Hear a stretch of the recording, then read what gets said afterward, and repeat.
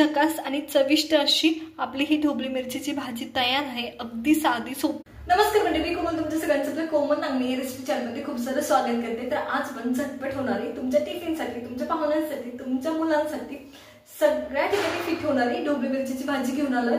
तर चला सुरुवात करूया, अगदी पटकन होते। तर ढोबळी मिरचीची भाजी करतोय त्याच्यासाठी मी कढई घेतली, कढईमध्ये तेल घेतले, तेल व्यवस्थित गरम झाले त्या टायमाला आपण ह्याच्यात जिरी ऍड करतोय। जिरी व्यवस्थित फुलू द्यायची, तडतडू द्यायची।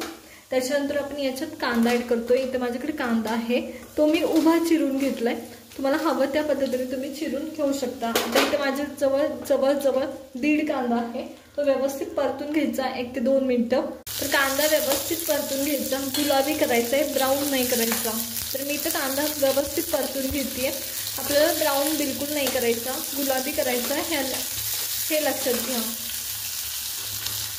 इथे मी कांदा गुलाबी होईपर्यंत परतून घेते आणि जवळ आता होत आलाय, थोडंसं कलर चेंज व्हायला सुरुवात केली आहे, झाली आहे। आता एक लक्षात घ्या की खूप जास्त ब्राऊन होऊ द्यायचं नाही। ब्राऊन तुम्ही जेव्हा कांदा कराल तेव्हा भाजी वेगळ्या टेस्टकडे जाते आणि जेव्हा कांदा गुलाबी करता तेव्हा भाजी वेगळ्या टेस्टकडे जाते, हे लक्षात घ्या। तर इथे मी व्यवस्थित हे परतून घेतले। आता इथे माझ्याकडे अद्रक आणि लसूणची पेस्ट आहे 1 चमचा, ती ऍड करते। ती सुद्धा आपण याच्यासोबत मिक्स करून घ्यायची आहे। तर इथे माझ्याकडे आहे, परतून घ्यायची व्यवस्थित अद्रक आणि लसूणची पेस्ट। लसूणचा कच्चापणा पूर्ण मेला पाहिजे, लसूणचा कच्चा फ्लेवर लागला नाही पाहिजे, या पद्धतीने हे परतून घ्यायचे। तर मी ते परतून घेते। अद्रक आणि लसूणची पेस्ट इथे मी परतून घेते। एकदम कंटिन्युअसली हलवायचं, सोडलं ना तर तुमची जे लसूण असतो ते करपायला बघतो, कारण तेल आधी थोडं गरम असतं कांदा परतताना, त्याच्यामुळे हलवते मी कंटिन्युअसली। अद्रक आणि लसूण पेस्ट व्यवस्थित परतली गेली, त्या टायमाला मी याच्यात लाल मिरची पावडर ऍड करते, तुमच्या चवीनुसार ऍड करायची। त्यानंतर मी याच्यात हळद ऍड करते। कलर योग्य येण्यासाठी तुमची हळद योग्य ऍड करणं खूप गरजेचं असतं। तर मी तर अगदी चिमूटभर हळद ऍड केली आहे। त्यानंतर अगदी 1 चमचा इथे मी धनेपूड ऍड केली आहे। आता या सगळ्या गोष्टी आपल्याला परतून घ्यायच्यात, फक्त एक टर्न द्यायचा, खूप जास्त काही करायचं नाही, या पद्धतीने। आता माझ्याकडे इथं टोमॅटोची पेस्ट आहे, ती आपण ऍड करतोय। टोमॅटोची पेस्ट केली मी तर ती ऍड करून घेतोय, जेणेकरून मसाले करपणार नाहीत, पटकन ते ऍडजस्ट होते। तर इथं मी हे परतून घेते 1 ते 2 मिनिट, या पद्धतीने। आता जोपर्यंत आपल्या टोमॅटोला तेल सुटत नाही तोपर्यंत आपल्याला हे परतून घ्यायचंय। थोडं तेल सुटायला लागलं की बाकीच्या गोष्टी आपण ऍड करून घेणार आहोत।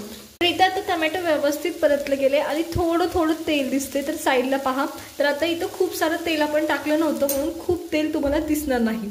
तर इथं टोमॅटो व्यवस्थित परतले गेले, त्या टायमाला आपण ढोबळी मिरची हलवून घेतोय आणि ढोबळी मिरची सुद्धा 1 ते 2 मिनिटं अशीच परतून घ्यायची। पाणी वगैरे अजून आपण काही टाकलं नाही, पण परत टाकणार आहोत, कारण मसाला खाली चिटकायला सुरुवात होते। तर अशीच टोमॅटो सोबत 1 ते 2 मिनिटं, 1 मिनिटभर आपण ही ढोबळी मिरची परतून घेणार आहोत, जेणेकरून मसाल्यासोबत मिरची व्यवस्थित परतली गेली पाहिजे याच्यासाठी। तर पहा या पद्धतीने मिरची आता 1 ते 2 मिनिटं व्यवस्थित परतली, त्या टायमाला मी याच्यात चवीनुसार मीठ ऍड करते व्यवस्थित। आता आपल्याला गरज असेल तर पाणी ऍड करायचे, पण एकदम करायचं नाही, अगदी थोडं करत जायचंय, म्हणजे 2-2 चमचे गरज असेल त्यानुसार। आधी आपण मीठ टाकून ढोबळी मिरची व्यवस्थित परतून घेतोय आणि आता गरज असेल तर पाणी आपल्याला ऍड करत जायचं याच्यात। बिलकुल आधी पाणी ऍड करायचं नाही, गरज असेल तरच करायचं। जर तुमच्या मसाल्यातच पाण्याचं प्रमाण असेल किंवा तेलाचं प्रमाण असेल तर त्याच्यासोबत सुद्धा ढोबळी मिरची व्यवस्थित शिजली जाते, वाफली जाते, टाकलं नाही तरी पाणी चालतं। जर तुमच्या मसाल्यातच आपण केलेला ढोबळी मिरची ऍड करायच्या आधी प्रमाण असेल पाण्याचं किंवा तेलाचं तर होते व्यवस्थित, गरज नाही। तर इथं या पद्धतीने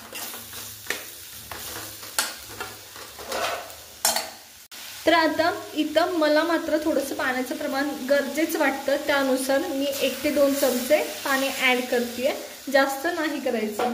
आणि मसाल्यातच पाण्याचं किंवा तेलाचं प्रमाण असेल तरी नाही केलं तरी चालतं। तर इथं मी 1 ते 2 मिनिटं आणखी वर खाली करून घेणार। आता ताट झाकणार आणि 3 ते 4 मिनिटं वाफ काढून घेणार। 3 ते 4 मिनिटात तुमची ढोबळी मिरची तुम्हाला हवी तशी वाफली जाते, शिजली जाते। चला तर मग वाट पाहूया 3 ते 4 मिनिटं।